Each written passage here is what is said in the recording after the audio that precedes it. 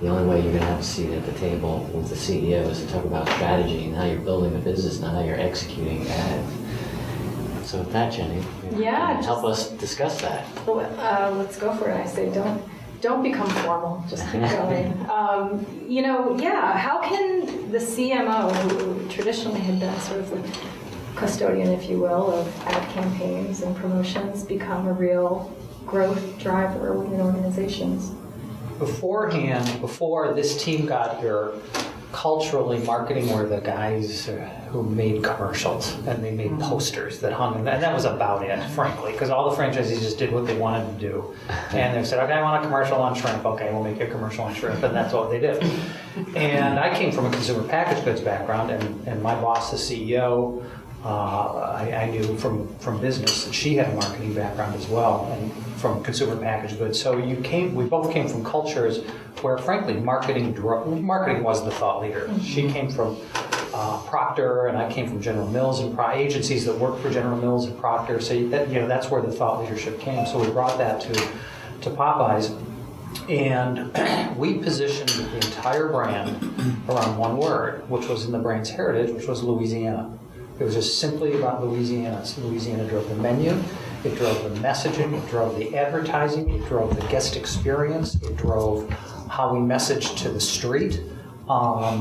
Everything we do to this day is distilled through that one word, and it's the rudder for the entire brand that goes way beyond advertising, way beyond marketing. If I just think about the consumer packaged goods and sort of the single focus, marketing focus, and the single brand focus that Dick explained or articulated, in my experience, that's something we're trying to achieve. Who we are and who we want to be is still something we're trying to figure out. And in a sales culture that has been incredibly successful without any real strategic marketing, I think it's all low-hanging fruit, and it's out there for us to grab. If we can distill everything we do down to a single focus and how we serve our clients best, because we're a real B2B company. To build on that, I think that marketing for too long has been focused on the launch of a new effort versus the long-term trajectory of an effort. So, we see things pretty differently at Subway in terms of how we do things. We usually think of a portfolio of marketing activities. So we usually have at least 3 or 4 layers of marketing going on in any given period of time. And most of those are threads that we created a long time ago, but we're enhancing over time. So, when we have strategic discussions, it's not about, I'm launching this marketing window or this campaign. It's, here's where I'm going to start it, here's where I'm coming back to it the second time, here's will be the third time, here's will be the fourth time, and during those times that it may not be at the top of the list, I may be employing other things that drive it. Because I think to some degree, all of us in marketing are done a disservice because everybody wants to jump into the tactics before they think about the strategy and how you're driving the business. And that depositions us as a key driver of the growth of the entity. The marketing folks more often are well equipped to drive growth and to serve as change agents, and I'm not sure that that's understood with the regularity some of us would like it to be. It seems like in our work that while most marketers have kind of a short-term window, and everybody's got a quarterly earnings call they're heading to eventually. Right.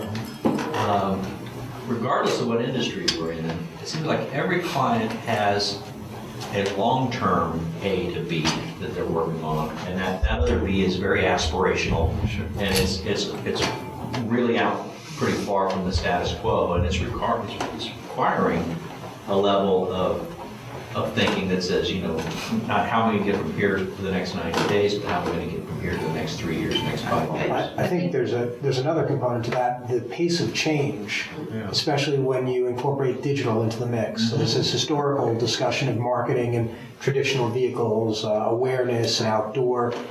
The role of the CMO is really more steeply rooted now in education, because I think CMOs have traditionally been looked at as idea people. How do you justify ROI? That's a neat idea, but how are you going to justify the cost?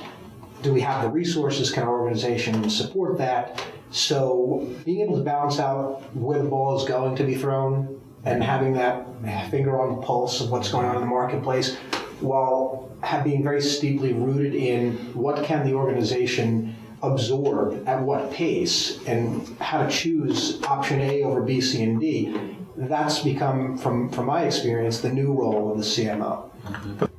Talking about long-term, what's the ROI versus short-term, I think to a couple people's points, it was tactics before, right? So the tactics are short-term, and people are getting tired of being known as the gimmick or tactic guy. So it's what's the strategy long-term? And the words we've been hearing a lot are commitment, conviction, and consistency. I'd add collaboration to that.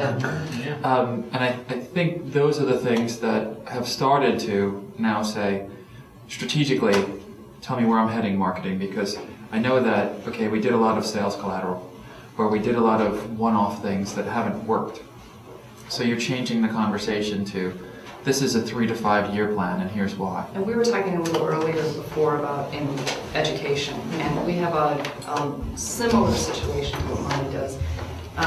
But we went out and started with the customers as well, and I'm sure you talked to your customers as well, because we too operate in a sea of sameness. So we did a lot of customer research to understand what is it that you want in your financial services and insurance provider that's different from everybody else, because we're not a property and casualty company.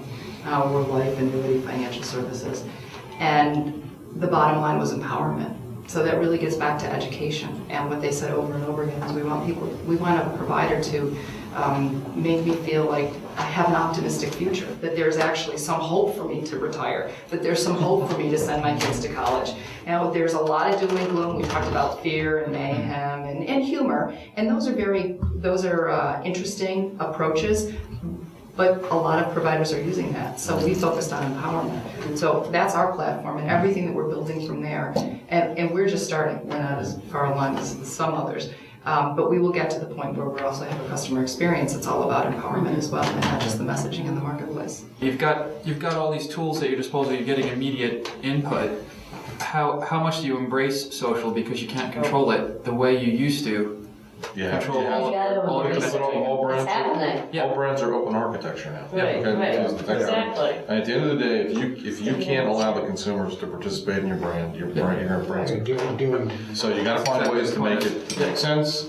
Hopefully they do it in a way that you're comfortable with, but you can put some guardrails around They're that. going to talk either way, so you might as well embrace it to help shape the message. A brand has always been what people say it is, right? Like, Coke can spend $1 billion on advertising, but if the experience doesn't match and people don't articulate that experience in their own words back to their friends and stuff, that the brand promise isn't there. So for us, the brand has been about what people said about us, and it's almost the opposite challenge for us is like kind of winnowing through and finding the thread in what everybody's already saying about us that we can carry forward as the torch. Yeah, brand authenticity is more important than it's ever been. It probably was always important, but now you get called out in a heartbeat if you're not authentic. I saw an ad this week as I was traveling in the Midwest for a financial services company, and it was a print ad, but it said, "Why is there a photograph of a person where the logo ought to be?"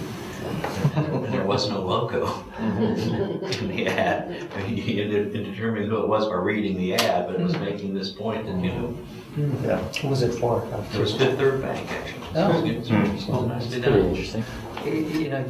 Old school focus groups, you go in, you have your discussion guide, and you want to know if you want your chewing gum to taste good longer or be cheaper, Right. And you can have 8 people talk about that for 2 hours if you want. They could care less. They're getting paid $75 and they leave.